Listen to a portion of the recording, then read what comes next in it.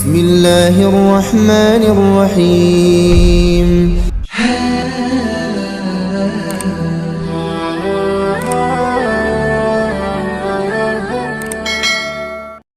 Assalamualaikum warahmatullahi wabarakatuh. Alhamdulillahi rabbil alamin. Allahumma sholli ala sayyidina Muhammad wa ala ali sayyidina Muhammad. Puji syukur alhamdulillah, pada kesempatan ini kita dapat berjumpa kembali di channel ini. Harapan dan doa, semoga sahabatku semua selalu diberikan kesehatan, dipanjangkan umurnya, dilapangkan rezekinya, diampuni dosa-dosanya. Amin ya rabbal alamin. Sholawat beserta salam semoga senantiasa tetap tercurah limpahkan kepada baginda Nabi kita, yakni Nabi besar Muhammad sallallahu alaihi wasallam. Sahabat beriman yang dirahmati Allah, salah satu sunnah sholat adalah membaca surat atau ayat Al-Quran usai membaca surah Al-Fatihah. Al-Quran sendiri terdiri dari 114 surah.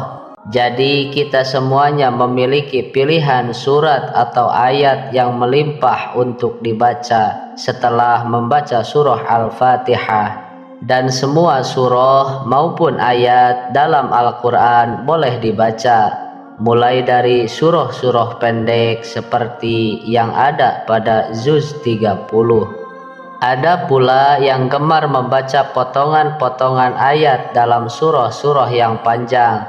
Dan ada juga yang membaca surah atau ayat yang disesuaikan dengan situasi atau momen-momen tertentu. Misalnya adalah momen di bulan Ramadan, situasi saat dalam perjalanan, dan lain sebagainya. Lalu bagaimana dengan Rasulullah Shallallahu Alaihi Wasallam? Surah atau ayat apa yang sering dibaca Rasulullah saat dibaca sholat subuh?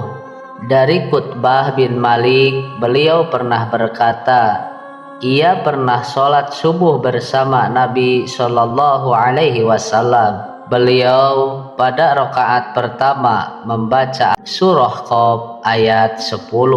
Hadis riwayat Muslim. Dari hadis tersebut bisa disimpulkan bahwa Rasulullah Shallallahu Alaihi Wasallam di rakaat pertama pada sholat subuh setelah membaca surah Al-Fatihah, beliau lalu melanjutkan membaca surah Qaf sampai ayat ke-10 saja, lalu dilanjutkan ruku dan seterusnya. Sahabat beriman yang dirahmati Allah, kenapa Rasulullah Shallallahu Alaihi Wasallam membaca surah Qaf pada rakaat pertama waktu sholat subuh?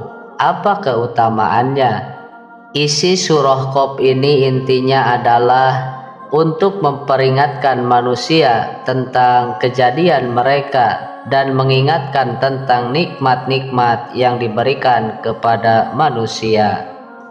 Begitu juga peringatan tentang hari berbangkit, hari berhisab, surga, neraka, pahala, dosa, dan lain sebagainya, supaya kita selalu ingat kepada Allah bahwasannya akan ada hari berbangkit di mana manusia akan dibangkitkan dari kubur, lalu dihisab semua amalannya dan diberikan balasan sesuai dengan amal perbuatannya semasa hidup di dunia.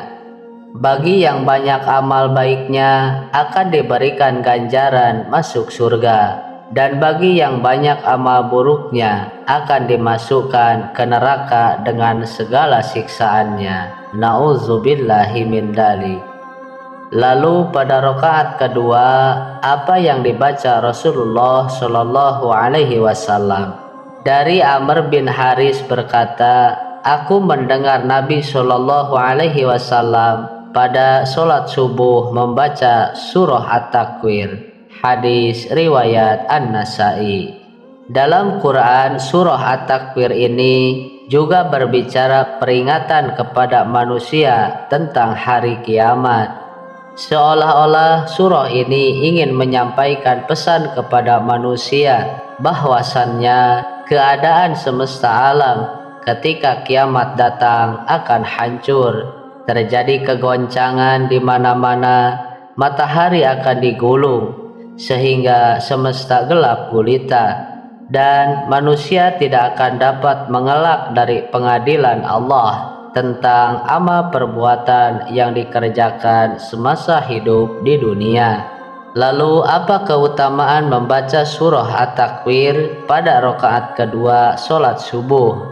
Insya Allah mampu meningkatkan keimanan kita kepada Allah Subhanahu wa Ta'ala dan memunculkan kehusuan dalam sholat, bahwasannya kita semua akan meninggal dan akan sangat celaka di saat kita meninggal tanpa bekal amal soleh yang cukup untuk menghadap Allah Subhanahu wa Ta'ala.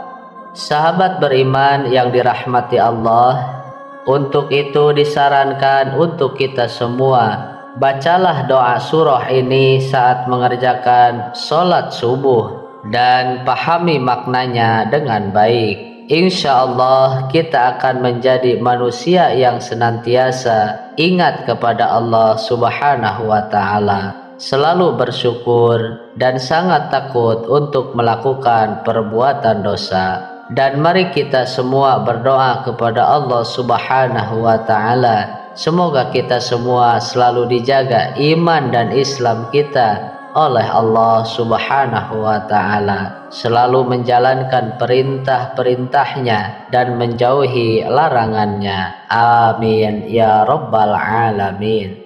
Demikianlah sahabat yang bisa disampaikan, semoga bermanfaat untuk kita semua. Wallahu a'lam bishawab. Akhirul kalam. Wassalamualaikum warahmatullahi wabarakatuh.